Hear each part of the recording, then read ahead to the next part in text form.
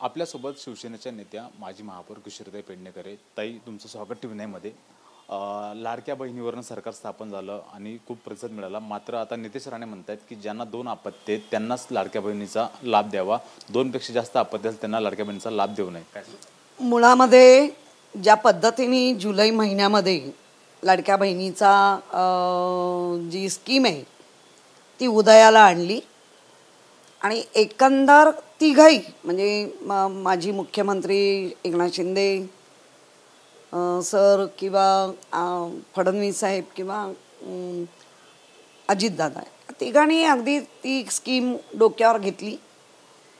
शिंदे साहेबांनी तर फारच म्हणजे त्याच्यात जीव ओतला. मिळाले का मग तेव्हा कळलं नाही का तुम्हाला निकष काय आहेत, कसे लावले पाहिजे. ते निकष ऑलरेडी आधीही होते.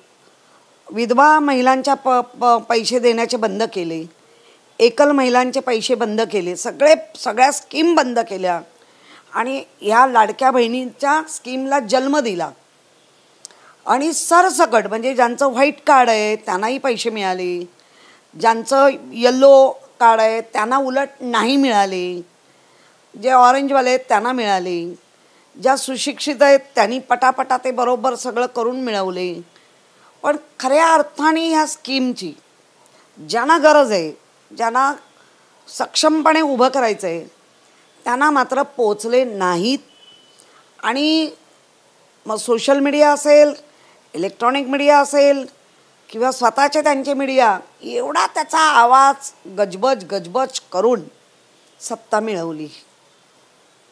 सत्ता ज्या दिवशी आदल्या दिवशीच म्हणजे उद्या रिझल्ट ना आदल्या दिवशी ह्यांनी निकष बदलायला सुरुवात केली. म्हणजे लाडक्या बहिणींना कळलं पाहिजे केवढा मोठा विश्वासघात आहे.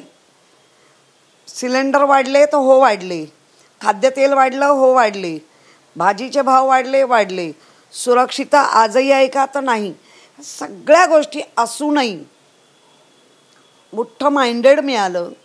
सत्ता कधी स्थापन झाली? 15 दिवसानंतर. त्यामुळे मला असं वाटतं निवडणुकींची रेवडी जे माननीय पंतप्रधानांनी आणलेला हा शब्द, त्या रेवड्या आता फुटत आहेत. ताई, ज्या काही पुण्यामध्ये आहेत ना अशी माहिती समोर आली की 10,000 अपात्र केलेत अर्ज, जे प्रलंबित अर्ज होते त्यांची छाननी केलीत आणि त्याच्यामध्ये फक्त एकट्या पुण्यामधलं 10,000 अर्जांना अपात्र करण्यात आलं लाडक्या बहिणीचे अर्ज. मुळात राज्य एवढ्या करोडो म्हणजे कितीतरी लाख हजारनी आपण कर्जाच्या बोजामध्ये आहोत. सत्ता बत्ता पैसा हा जो काही त्रिसूत्री कार्यक्रम होता तो झाला. जुलै ऑगस्ट सप्टेंबर ऑक्टोबर नोव्हेंबर डिसेंबरचे पैसे मला नाही आता आमच्या पण लक्षात येत आहे की डिसेंबरचे पैसे अजून टाकलेत नाही आहेत. आणि असंच करणार आता. 100 महिलांना 20 महिलांना मिळतील, 70-75 महिलांना मिळणारच नाही पैसे. कारण निकष तेव्हाही होते पण निकष तेव्हा धाब्यावर बसवले होते, निकष तेव्हा पाहिले नाहीत. सकट देऊन बोंब केली आणि जिंकून आले. ताई, तुम्ही म्हणाले की सत्ता स्थापन करण्यासाठी यांना 15 दिवस लागले. ताई, आता सत्ता स्थापन झाली मात्र मंत्रिमंडळावरून वाद सुरू झाला आहे किंवा शिंदे गटामधल्या 5 आमदारांना विरोध होतो त्यांच्याच आणि भाजपने सुद्धा त्यांना विरोध केला. त्यामध्ये तानाजी सावंत असेल, राठोड असतील किंवा मग परत अजून गुलाबराव पाटील असेल, अशा अनेक मंत्र्यांची नावं आहेत की त्यांना त्यांच्याच पक्षातल्या लोकांनी विरोध केला जातो. नाही, मुळामध्ये नीतिमूल्य सगळीच बाजारात विकून झालेली सत्ता त्यावेळीची 2022ला. त्यामुळे ह्या आत्ता जे निवडून आले ते त्यांनाही माहिती आहे. ते स्वतःच निकाल लागल्यानंतर बेशुद्ध पडायचे बाकी होते. अरे असा कसा निकाल लागला. आणि आम्हालाही तो त्रास झाला कारण इतका कसा निकाल लागला. याचा अर्थ कुछ तो गडबड आहे असं जे आता जनतेत बोललं जातं आहे. आणि त्याच्या ह्याने आल्यानंतर की त्यांना कळून चुकलं आहे की अरे आता हा पण मग शेवटचा टर्म. मग ज्यांना नाही मिळालं आहे ते तडफडणार ना, आणि ज्यांना आधी मिळालं आहे तेही तडफडणार. त्यामुळे महाराष्ट्र ह्या तडफडत्या जीवालाच बघत आता 5 वर्ष काढायचे. भाजपच्या अशा सूत्रांची माहिती आहे की भाजप म्हणतात की काही खासदार जे मवियाचे ते आमच्या संपर्कात आहे, भाजप पुन्हा राज्यामध्ये लोटस आणण्याच्या प्रयत्नात आहेत. ठीक आहे ना, आता काय भाजप आणि सगळ्याच देशातल्या प्रादेशिक पक्ष संपवायचाच विडा उचललाय. जर जनता या बाबतीत उठाव केला नाही तर ते सगळं गिळंकृत करतील. ताई, तुम्ही म्हणलेत की सत्ता स्थापनेसाठी अजून होतोय, मात्र ही जी मंत्र्यांची यादी आहे ती यादी दिल्लीतून फायनल होते. आज परत मुख्यमंत्री असतील, उपमुख्यमंत्री, दोन्ही उपमुख्यमंत्री दिल्लीमध्ये जाऊन मोदींची भेट घेणार आहे आणि त्यावरती शिक्कामोर्तब होणार आहे. आपण छत्रपती शिवाजी महाराजांचं नाव घेतो. सन्माननीय आमचे छत्रपती शिवाजी महाराज, छत्रपती शिवाजी महाराजांचा वारसा म्हणतो, बाळासाहेबांचा वारसा म्हणतायत आणि झुकणं कुठे चालू आहे? दिल्लीत. म्हणजे इकडे उद्धवजींनी ज्यावेळेला 2019ला 2014 ते 2019 नीट वागणूक नाही मिळाली म्हणणारेच हे लोक सगळे सन्माननीय एकनाथ शिंदेपासून सगळ्यांनी राजीनामे खिशात घेऊन फिरत होते. म्हणून 2022ला 19ला वेगळा विचार केला तर आम्ही दिल्लीपुढे झुकतो. मग तुम्ही आता काय करताय? कोणापुढे झुकताय? हा प्रश्न महाराष्ट्राने स्वाभिमान जिवंत ठेवत आहेत, पुढेही ठेवतील, परंतु तोच स्वाभिमान आज दिल्ली पुढे झुकतोय. ताई, राष्ट्रवादीचे अजित पवार गटाचे आमदार आहेत अमोल मिटकरी, ते म्हणतात की जयंत पाटील जे सातत्याने शरद पवार गटाची बाजू साध्य म्हणतात, ते म्हणतात की ते आमच्या पक्षामध्ये म्हणजे अजित पवारमध्ये येण्यासाठी इच्छुक आहे. त्यांनी त्या 4 वेळा संपर्क सुद्धा केला. तुम्हाला वाटतं की जयंत पाटील त्यांच्या संपर्कासाठी जाऊ शकतील? नाही, मला कल्पना नाही, कारण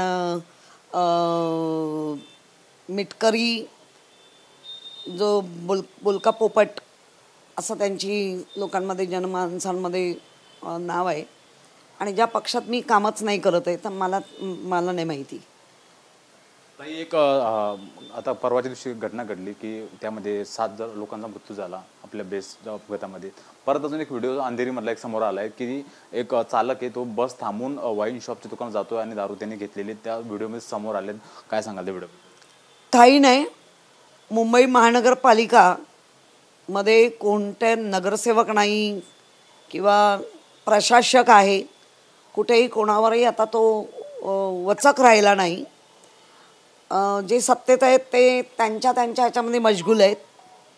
ज्या पद्धतीने काल मी ऐकलं की ज्या बसेस आम्ही घेतल्या आमच्या वेळेला, त्यावेळेला मुंबईच्या लोकांच्या सुविधांसाठीच घेतल्या, पण त्यानंतर जे माझा लाडका कॉन्ट्रॅक्टर ह्या ज्या काही उडबाशा चालल्या आहेत BSTमध्ये आणि ज्याला हेवी लायसन नसताना, ज्याला BSTचं बस चालवण्याचं ज्ञान नसताना त्याच्या हातात बस दिली गेली, याचा अर्थ एक तर तो असलेला कॉन्ट्रॅक्टर आणि BSTच्या माध्यमातून जे ऑफिसर आहेत त्यांचं या सगळ्या गोष्टीकडे दुर्लक्ष आहे.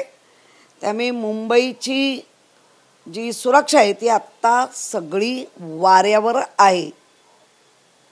रुपाली चाकणकर म्हणतात की बेळगाव निपाणीचा प्रश्न पुन्हा निर्माण झाला. ते म्हणतात की महाराष्ट्राचे लेख म्हणून मी शेवटपर्यंत संघर्ष देणार आणि महाराष्ट्रामध्ये येण्यासाठी बेळगाव निपाणी संघर्ष करणार. कोण रुपाली चाकणकर? माहिती नाही बाबा. काय आम्ही पाहिले म्हणून विचारलं, कोण काय काम करतात ते आम्ही पाहिलंय, नो प्रॉब्लेम.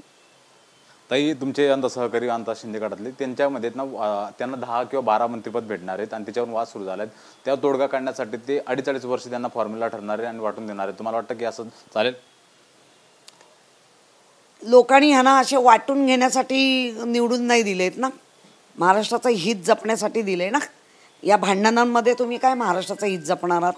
त्यामुळे मला असं वाटतं की उगाचच पश्चाताप होऊ नये लोकांना आणि ज्या नीतिमूल्यासाठी अगदी नावं घेऊन ती नीतिमूल्य कुठेही जपली जात नाही आहेत आणि तो त्यांचा प्रश्न आहे. कारण मोठा 132 स्वतःचे आमदार निवडून आल्यानंतर अशी जर ह्यांनी दाखवली तर ते बाजूला ठेवतील आणि स्वतः चालवतील पक्ष, सरकार, भाजप. त्यामुळे जातानाच विचार करायला पाहिजे होता. एक शेवटचा प्रश्न विचारतो. कालपासून परभणीमध्ये वाद सुरू झालाय. संविधानाचा अपमान केल्यामुळे आंबेडकर यांनी रस्त्यावर उतरलेत. काही ठिकाणी जाळपोळ सुद्धा व्हायला लागली. कोणी केला काय केला मला नाही माहिती, पण संविधानाचा अपमान तर ऑलरेडी होतोच आहे. आणि त्यासाठी जर रस्त्यावर लोक उतरत असतील तर आमचंही तेच म्हणणं आहे ना, महाराष्ट्राचा स्वाभिमान आणि संविधानाचा सन्मान हा राखलाच गेला पाहिजे. त्याच्यासाठी आमचे पण लढे आहेत. ठीक आहे, धन्यवाद आमच्याशी बोलल्याबद्दल. कॅमेरा पर्सन अमित सर, मी हिरा डाकणे, TV9 मराठी, मुंबई.